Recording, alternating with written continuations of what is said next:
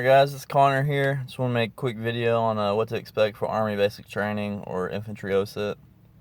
I got to Fort Benning in September 2015 for Infantry osut. First thing you need to know is don't bring a bunch of stuff to Basic because you're not going to be able to use it, at least in my situation. Probably in general. I don't know, I couldn't tell you what to expect from other places, but just don't bring much stuff. Bring some, travel size toothpaste, toothbrush, some deodorant. They're gonna make you buy all this stuff anyway, so there's no point in bringing a bunch of stuff. It's just gonna be more stuff to carry, and it's gonna get locked up right when you get there anyway, so it's not really worth bringing a bunch of stuff, honestly. When you first get there, you're gonna be going to reception, which is where they do all your medical stuff and blah blah blah. So be prepared for that. I was at 30th AG for 12 days, and I think that was the worst part of basic, honestly. You don't get smoked, you don't do nothing. You just do medical stuff, get uniforms issued, stuff like that. Also, while you're there, you'll have to do like a 1 mile run and a pull up, pretty much just to see that you're in decent shape and you can get through training. It's kind of a joke, honestly. After you leave reception, you'll go to your training company, which is where the fun begins. Right when you get off the bus, you'll have a shark attack, which is not that bad, honestly. I mean, yeah, it's kind of like a shell shock, have drill sergeants in your face yelling at you, but it ain't all that bad. The first couple of weeks, you're gonna be getting smoked a lot. Honestly, all you're gonna be doing is PT. Not a whole lot of training, honestly. You'll learn how to march, maybe, stuff like that, but really it's just about getting you in shape and breaking you down so they can build you back up. Eventually you start doing shooting your M4s or M16 if you're a pogue. Sorry, had to say it. But yeah, you start doing some weapons training. Just listen to your drill sergeants. Don't think you know it all, because you don't. They know way more about these weapons than you do, so just listen to them. Don't be that guy that's like, no, I'm gonna do it this way. Because I tried that. They know what they're talking about. There's a reason they're there. So just listen to them. Don't think you're all high speed and can do this and that without, any instruction. They know what they're doing. Just listen to them. You could do some cool stuff along the way. Shoot some big guns, especially if you're going infantry. Mark 19, 50 cal, 240, saw, all this cool stuff. My biggest tip, honestly, just be mentally prepared, because there's going to be times where you're like, I hate this place, I want to quit.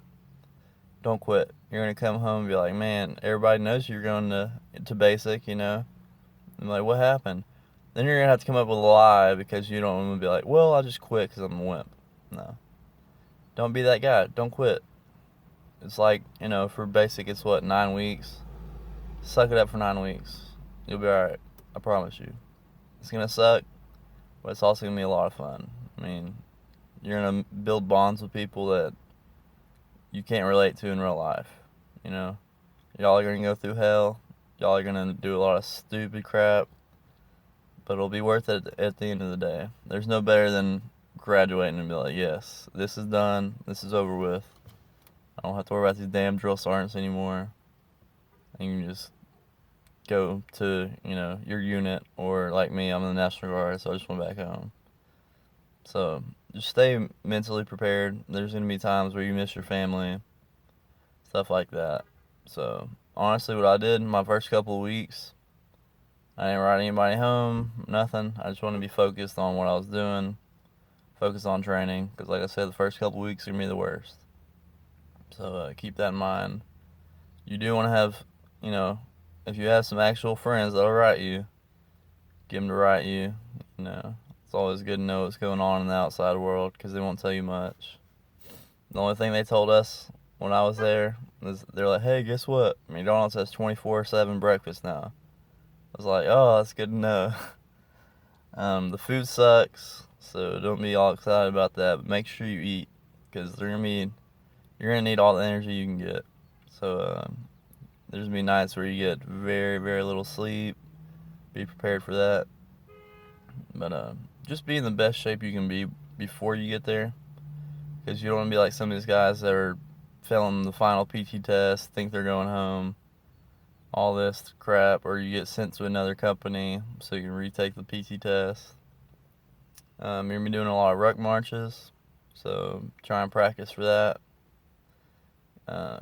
because they'll kick your butt, that's for sure. So if you have experience with that before you get there, you'll be in a lot better shape. As far as knowledge, if you're going to Infantry osut, learn the Infantryman's Creed, because they're going to want you to know it, and you're going to have to say it anyways. So you might as well be squared away when you get there and be like, yeah, I already know it. Okay, there you go. For anyone, you got to know the Soldier's Creed, know your general orders, stuff like that. You can find it all online, but all this will help you in the long run, because if you know it, as soon as they ask you, you're like, alright, that guy's squared away. I'm not going to smoke his ass because he doesn't know the Infantryman's Creed. Just know it when you get there. It's way better.